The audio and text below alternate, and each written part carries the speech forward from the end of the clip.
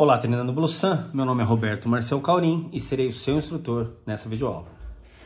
A partir de agora nós vamos tratar de alguns elementos que são burocráticos, mas de fundamental importância que o treinando entenda os procedimentos e as regras, as leis que regem a micro e a mini geração distribuída, principalmente no que concerne a conexão à rede. Então, nós temos várias formas de fazer isso, né? E nós vimos que seria uma forma bem mais didática falar sobre alguns temas que são mais importantes e depois tratar como perguntas e respostas. Por quê? Porque muitas dessas perguntas são feitas pelos seus clientes. E é o que nós costumamos falar nos nossos treinamentos presenciais, né? Você provavelmente não vai ter a segunda ou terceira chance de dizer para o seu cliente que você não sabe. Você tem que saber. Essas respostas elas têm que estar já na mente do autorizado, porque o cliente certamente vai questioná-lo sobre alguns aspectos legais e é fundamental que o treinando conheça.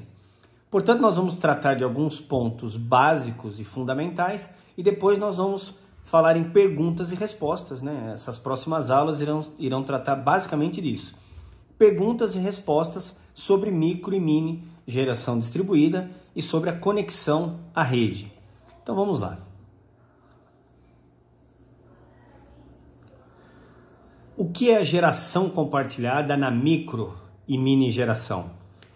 Como diz aqui, é a caracterização da reunião de consumidores dentro de uma mesma área de concessão ou permissão, da concessionária, obviamente, por meio de consórcio, no caso de pessoa física, ou cooperativa, no caso de pessoa jurídica. Na verdade, é a mesma coisa, só que para pessoa jurídica nós chamamos de cooperativa e para pessoa física nós chamamos de consórcio. Mas no fundo é uma reunião de consumidores, que é composta por pessoa física ou jurídica, respectivamente, que possui unidade consumidora com micro ou mini geração distribuída em local diferente das unidades consumidoras nas quais a energia excedente será compensada. Dois termos aqui são importantes. Nós falamos aqui de unidades consumidoras, obviamente aquelas que vão consumir, apenas consumir a energia, e a unidade geradora de energia, ou unidade consumidora com microgeração ou mini geração, que é a mesma coisa. Então eu tenho uma unidade que irá gerar energia e uma ou várias que irão simplesmente consumir essa energia. Então, na verdade, quando eu trato da geração compartilhada, é quando eu tenho uma associação. Quando várias pessoas se unem, que podem ser um consórcio, uma cooperativa, e essas pessoas se unem geralmente por conta de custo. Porque para que você possa construir uma usina fotovoltaica, obviamente, quanto maior a usina, mais barato irá ficar essa usina por quilowatt-pico dessa usina, né? Se nós tratarmos em reais por quilowatt-pico, certamente, quanto maior, menor será esse valor. Então é interessante que as pessoas... Note que esse é um conceito que está começando no Brasil, né? Mas é interessante que as pessoas comecem a se associar. Isso irá acontecer certamente. Já tem os primeiros condomínios já no Brasil. Os condomínios, as cooperativas, os consórcios. As pessoas irão começar a se associar para que consigam comprar uma usina fotovoltaica a um preço mais acessível e poder utilizar das benesses do sol. Então, a geração compartilhada é isso, quando várias pessoas geram e compartilham toda essa energia gerada, ok? Desde que esteja, obviamente, na mesma área de concessão ou permissão. Então, aqui as pessoas podem se unir, mas dentro daquela área de concessão ou permissão. Ou seja, se eu estou, por exemplo, em Minas Gerais, é a CEMIG. Então, a CEMIG, que é a concessionária que vai controlar, ela tem aquela área de concessão, tem que estar dentro da CEMIG. Eu não posso fazer uma cooperativa em São Paulo e utilizar essa energia na CEMIG, ou em Minas Gerais, ou vice-versa. Tem que ser na mesma área de concessão. Então, a geração compartilhada é isso. É eu gerar energia de forma compartilhada, de forma conjunta com outras pessoas ou outras empresas. Pessoas nós chamamos de consórcio, pessoa jurídica, no caso empresas, nós chamamos de cooperativa. Um outro tema bastante importante é o autoconsumo remoto. Aqui muda um pouquinho. Primeiramente, nós falamos em gerar energia entre várias pessoas e dividir essa energia, que pode ser feita não necessariamente de forma igual. Eu posso consumir um pouco mais do que uma outra pessoa que esteja dentro dessa geração compartilhada. Mas agora nós temos o autoconsumo remoto. O que seria o autoconsumo remoto? Primeiro, essa questão, auto, si próprio. É o próprio consumo, só que de forma remota. Ou seja, é caracterizado por unidades consumidoras de titularidade da mesma pessoa jurídica. É por isso que é autoconsumo, consumo próprio. No caso, pode até ser ou pessoa jurídica ou pessoa física, né? No caso de pessoa jurídica, inclui até a ideia de matriz e filial, né? E no caso da pessoa física, que possui unidade consumidora com microgeração ou mini geração distribuída em local diferente das unidades consumidoras. Porém, note, dentro da mesma área de concessão ou permissão, nas quais a energia excedente será compensada. Ou seja, eu posso gerar energia para a minha casa e posso gerar energia para uma outra casa que eu tenha. Por exemplo, eu posso ter uma casa que tem um telhado grande e nesse telhado eu gero energia para essa casa e gero energia, por exemplo, para um apartamento que eu tenha no centro da cidade e que eu não tenho como colocar os painéis fotovoltaicos no apartamento. Portanto, eu gero energia para o apartamento também na minha casa, mas note, tem que ser no mesmo CPF.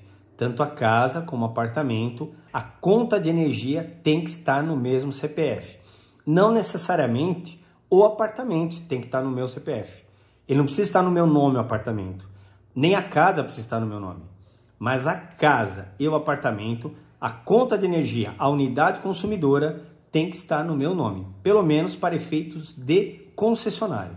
Então, o autoconsumo remoto é como a palavra diz, é o próprio consumo. A pessoa gera energia em um ponto e essa energia que ele gera, ele manda para um outro ponto que seja de sua propriedade. Propriedade em relação à concessionária, tá? Não precisa ser propriedade, ele não tem que ser o dono exatamente da casa ou do apartamento, como eu já havia dito. Mas na concessionária, ele tem que ser o possuidor de ambas as contas. Ele é o responsável legal pela conta de energia na casa que está gerando energia e na casa em que estou consumindo essa energia. Um outro ponto importante são os condomínios, que é o empreendimento com múltiplas unidades consumidoras. Aqui é um pouco diferente, porque no autoconsumo remoto, na geração compartilhada, eu não estou no mesmo local necessariamente. Eu posso estar gerando energia em um ponto e mandando essa energia para outro ponto da cidade ou mesmo uma outra cidade, desde que na mesma área de concessão ou permissão, né?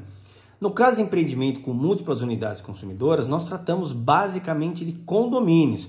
Aqui não. Aqui as casas precisam ser contíguas, ou seja, elas têm que estar uma ao lado da outra ou no mesmo condomínio, tá? Eu crio um condomínio, eu utilizo a estrutura do condomínio, gero uma usina fotovoltaica dentro desse condomínio e eu vou distribuir essa energia. Ou de uma forma central, que eu tenho uma usina que distribui energia para todas as casas do condomínio, ou cada casa desse condomínio terá um sistema fotovoltaico isolado que fará parte do condomínio. Então vamos entender aqui. É um empreendimento com múltiplas unidades consumidoras, condomínios, caracterizado pela utilização da energia elétrica de forma independente, no qual cada fração com uso individualizado constitua uma unidade consumidora. Cada casa é uma unidade consumidora. E as instalações para atendimento das áreas de uso comum constituam uma unidade consumidora distinta. Ou seja, no caso do condomínio, eu tenho as casas que irão consumir e também a área comum, que pode ser de responsabilidade do condomínio, da administração ou do proprietário do empreendimento, com micro ou mini geração distribuída. Note isso. E desde que as unidades consumidoras estejam localizadas em uma mesma propriedade ou em propriedades contíguas, uma ao lado da outra, né?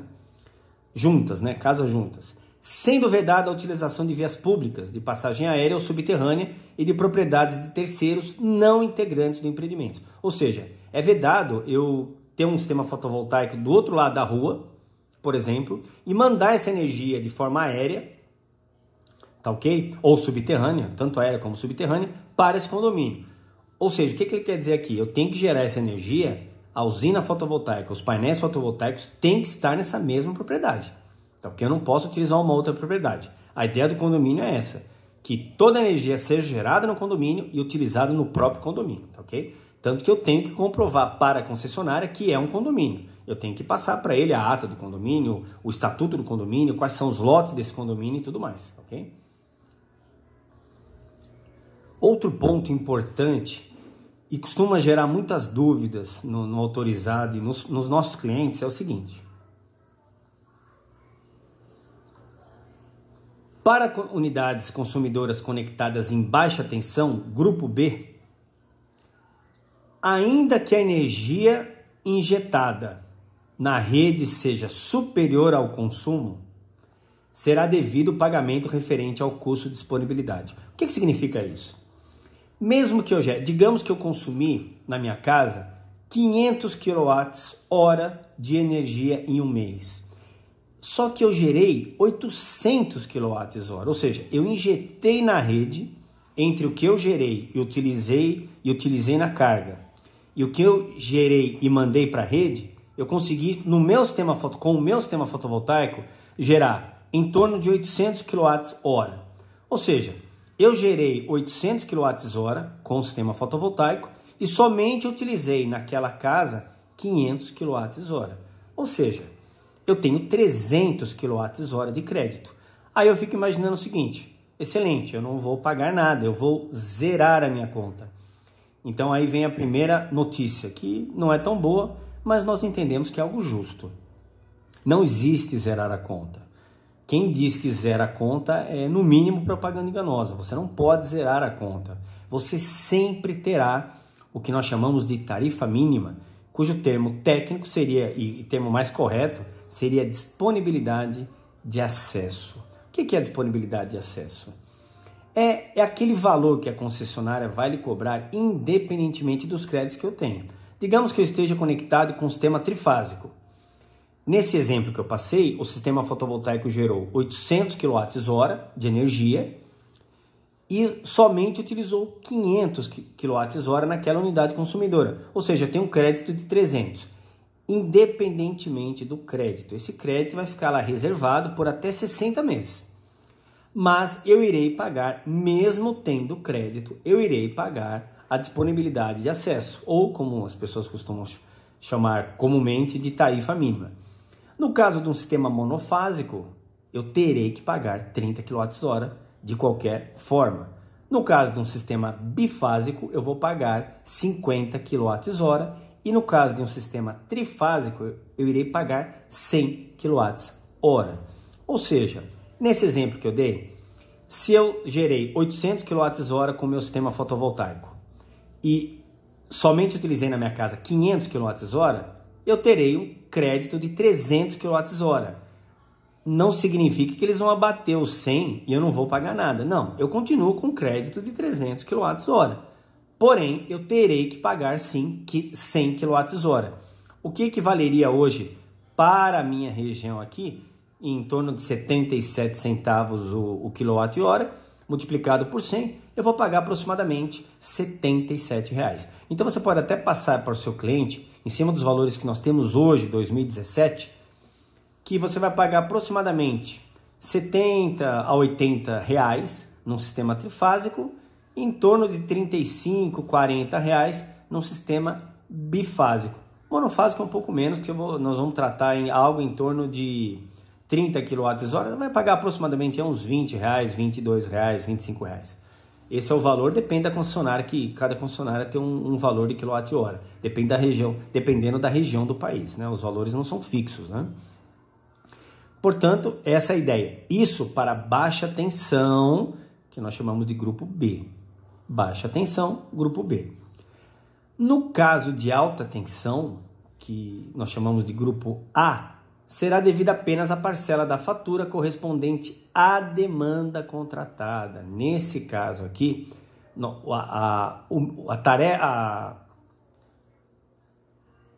o custo de disponibilidade que nós teríamos, ou a tarifa mínima, no caso de empresas, por exemplo, indústrias, que tem demanda contratada, que tem contrato de demanda contratada com a concessionária, vai ser pago como tarifa mínima ou disponibilidade de acesso à própria demanda contratada. Então, por exemplo, se a empresa contratou 30 kW de demanda, ele vai pagar esse valor para a concessionária de qualquer forma, mesmo que ele tenha um sistema que supra todas as necessidades energéticas dele. Então, o sistema fotovoltaico consegue suprir todas as necessidades energéticas de uma indústria. Mesmo assim, ele não vai zerar a conta, da mesma forma que na baixa tensão, grupo B. Ele vai pagar, no caso da alta tensão, o valor da demanda contratada. É como foi visto na aula que trata de dimensionamento de sistemas fotovoltaicos, no caso de demanda contratada, quando nós temos um contrato de demanda com a concessionária. Então, nesse caso, nós vamos pagar o valor da demanda contratada para indústrias grupo A. No caso de grupo B, baixa tensão, como eu já disse, será 30 kWh num sistema monofásico, 50 kWh num sistema bifásico ou 100 kWh num sistema trifásico, sendo que esses valores servem para qualquer concessionária. Esse é um valor nacional estipulado pela ANEEL. A diferença entre um valor em reais de uma concessionária para outra está no valor do quilowatt-hora, que de uma concessionária para outra há diferenças.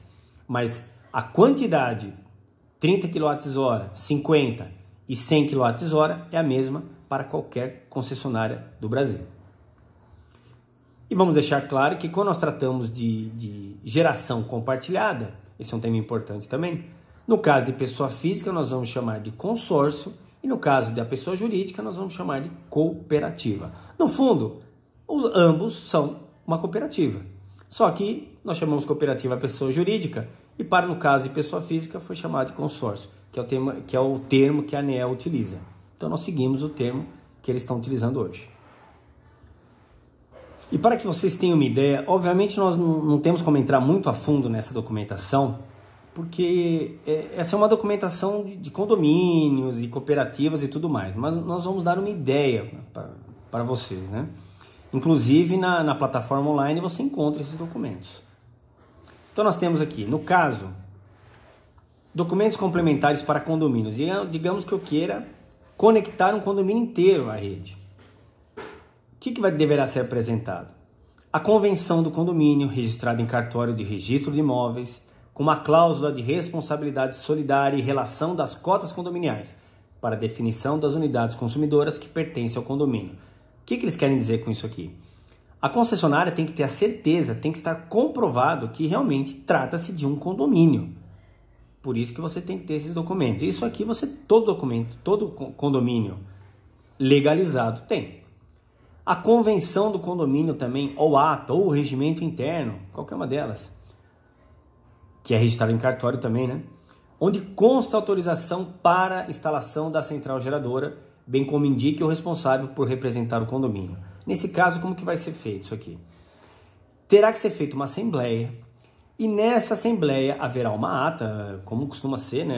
Você utiliza o próprio regimento do condomínio, onde o regimento diz, por exemplo, tem que ter um presidente nessa assembleia, tem que ter um secretário, e após essa assembleia que irá autorizar o sistema fotovoltaico nesse condomínio, será gerada uma ata, né? Essa ata deverá ser lavrada em cartório e deverá ser entregue também como parte da documentação. E também indicar o responsável por representar o condomínio naquele momento, que, por exemplo, o síndico, né? E o registro de imóveis das unidades consumidoras indicadas como participantes do sistema de compensação, para fins de conferência do endereço e validação de que realmente são participantes do condomínio. O que nós queremos dizer com isso aqui?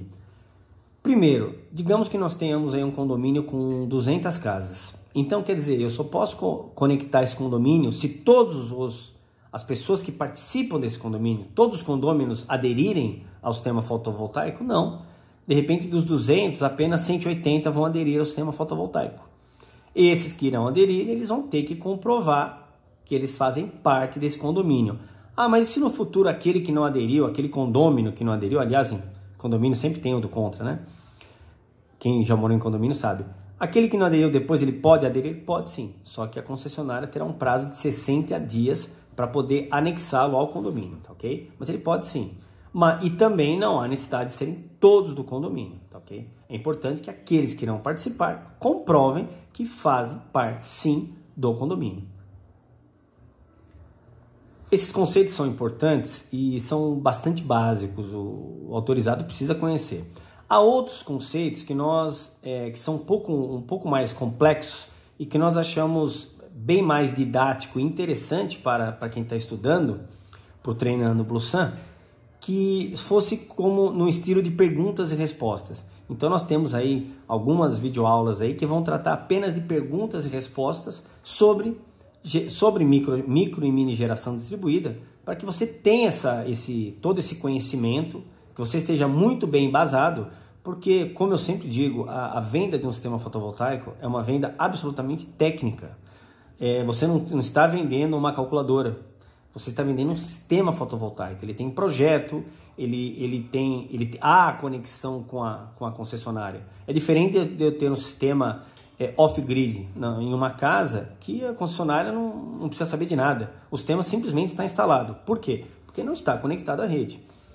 Nesse caso, como nós conectamos à rede, nós estamos sujeitos às leis e é de fundamental importância que quem for vender o sistema fotovoltaico saiba dessas leis, saiba dessas normas, saiba dessas regras, para que possa informar corretamente seu cliente e não ter sabores futuros aí, prometendo algumas coisas que não podem cumprir, né? Como, por exemplo, eu já disse a história de zerar a conta de energia. Então isso não existe. Sempre você vai pagar algo que é a disponibilidade de acesso. 30 kWh para sistemas monofásicos, 50 kWh para sistema bifásico ou 100 kWh para sistema trifásico. Isso no caso de grupo B, baixa tensão. No caso de alta tensão, a disponibilidade de acesso será, como eu já disse anteriormente também, a própria demanda contratada. Então é importante que o autorizado entenda esses conceitos todos e estude com muita calma e com muita atenção todos os conceitos. Até a próxima videoaula.